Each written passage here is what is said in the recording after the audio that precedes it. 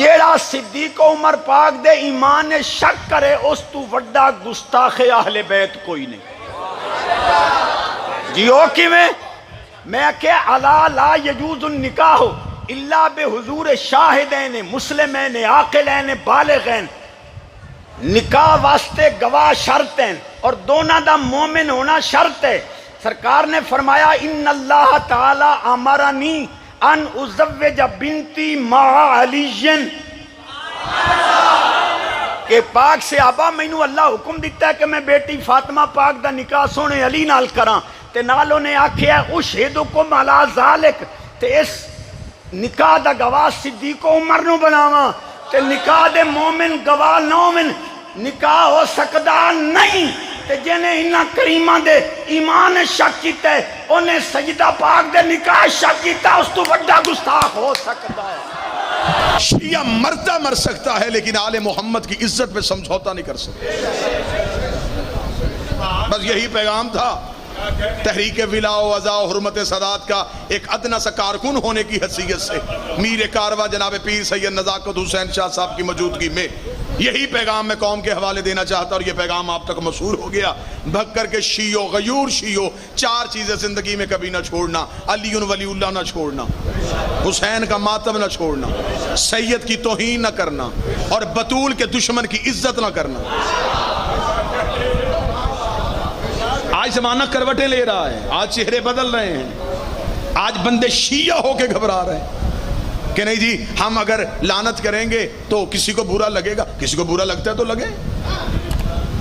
T V پہ بیٹھ کے شیعہ مولوی کہتا ہے کہ نہیں مقدسات کا احترام ہوگا ہم فلاں کا بھی احترام کریں گے ہم فلاں کا بھی احترام کریں گے تیری مجبوری ہو سکتی ہے میری کوئی مجبوری نہیں ہم علی کا کھاتے ہیں ہم علی کا گائیں گے ہم سے ہر اس بندے کا احترام ہوگا جس نے بطول کا احترام کیا ہم ہر اس بندے پہ لعنت کریں گے جو سیدہ کا دشمن ہوگا جب ہم لعنت کا لفظ استعمال کرتے ہیں تو بعض شیعہ سنجیدہ بندے وہ خاموش ہو جاتے ہیں نہیں جی آپ شیعہ ذاکرین کو بھی چاہیے آپ یہ لفظ لعنت کا استعمال نہ کریں یہ ہم نے کیا ہے یہ تو اللہ نے قرآن میں کی ہے لے جی آخری سطریں اور میں شاید یہیں پہ ممبر چھوڑ دوں میں بھکر میں اس نمائندہ مجمع کے سامنے اللہ کے قرآن سے بطول کے دشمن پہ لعنت ثابت کرتا ہوں اب مجمع میرا ساتھ دے گا تو میں جملہ پڑھوں گا نا جی میں قرآن سے سیدہ کے دشمن پہ لعنت ثابت کرتا ہوں اللہ قرآن میں کہتا ہے یوم ندعو کل اناس امام ہر شخص کو امام کے نام پہ اٹھایا جائے گا ہمیں فخر ہے ہمارا امام علی ہے ہمارے ہر فعل کا ذمہ دار علی ہم ہر کام علی کے آسرے پہ کرتے ہیں خدا نے مباہلے کے میدان میں جب عیسائی بھی بلائے تھے ادھر سے رسول کو کہا کہ پنجتن لے کے اگلی آیت خدا نے کیا بھیجی تھی ثم نبتہل فنجل لعنت اللہ علی الکاذبین خدا نے کہا سچے بھی آئیں جھوٹے بھی آئیں پھر جو بھی جھوٹا ہوگا مجمع بولے گا تو میں سطرے پڑھوں گا نا سرکار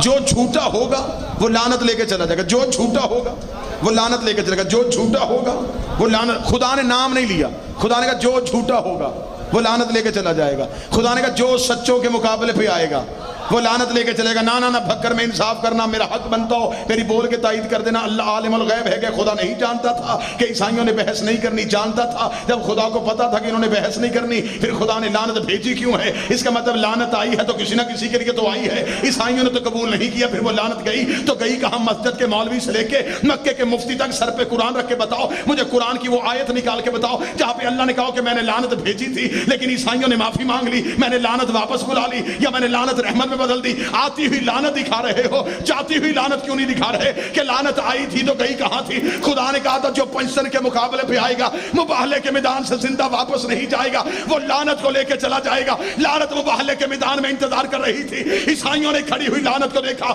عیسائیوں نے معافی مانگ لی عیسائیوں نے جزیہ دے دیا عیسائیوں نے لعنت کو قبول نہ کیا پورا بھکر بولے در و دیوار بولے مجھے بول کے بتاؤ پھر وہ لعنت گئی گئی تو گئی کہا میں تجھے جاتی ہوئی لعنت دکھاتا ہوں. تھوڑے عرصے بعد انہی پنجتن میں ایک بی بی بڑے دربار میں جا کے کھڑی ہوئی. بی بی نے کہا مجھے میری جگیر دے, مجھے میری جگیر دے. اس نے کہا تیرے پاس کوئی گواہ ہے تو لے کے آ. بی بی نے وہی مباہلے والے گواہ اٹھائے. بی بی نے کہا میرا علی گواہ, میرا حسن گواہ, میرا حسین گواہ. اس نے کہا میں تیری گواہیوں کو نہیں مانتا. بی بی نے کہا میں بھی جگیر لینے نہیں آئی تھی, مباہلے والی لعنت واپس پہنچانے آئی. سورہ مبارکہ بقرہ آیت نمبر 159. اللہ ارشاد فرما رہا ہے الذین یکتمون ما انزل, وہ لوگ کہ جو اللہ کی طرف سے نازل شدہ چیزوں کو چھپاتے ہیں اور حق بیان کرنے سے گریز کرتے ہیں. یلعنہم اللہ, اللہ ان پہ لعنت بھیجتا ہے. وَيَلْعَنُهُمُ اللَّائِنُونَ, اور لعنت بھیجنے والے ان پہ لعنت بھیجتے ہیں. قرآن مجید میں لعنت بھیجنے والوں کا ذکر ہے. میں اپنے ان بچوں اور جوانوں سے کہوں گا جا کر ایک سائٹ دیکھیں, ریبورن اہل بیت, www ریبورن اہل بیت. اہل بیت کے نئے چاہنے والوں نے جو مکتب اہل بیت میں نو وارد ہوئے ہیں, تازہ وارد ہوئے ہیں, ابھی جنہوں نے مکتب اہل بیت کو اپنایا ہے, 500 سے زیادہ وہ افراد ہیں جنہوں نے اپنے احساسات اور جذبات کو اس سائٹ پر ڈالا ہوا ہے. ان میں سے ایک مسیحی کہتا ہے میں شیعہ کیوں ہوا ہوں. وہ کہتا ہے میں شیعہ ہوا ہی اس لیے ہوں کہ جب قرآن کی یہ آیت میں نے پڑھی جس میں لکھا ہوا تھا کہ اللہ لعنت کرتا ہے اور لعنت کرنے والے لعنت کرتے ہیں, تو میں بہت سے مکتب والوں کے پاس گیا کہ آپ کس پہ لعنت کرتے ہیں, تو سب نے مجھے کہا ہم کسی پہ لعنت نہیں کرتے. مگر میں ایک مکتب کے پاس گیا, انہوں نے کہا ہم ان پہ لعنت کرتے ہیں جو حق چھپاتے ہوں.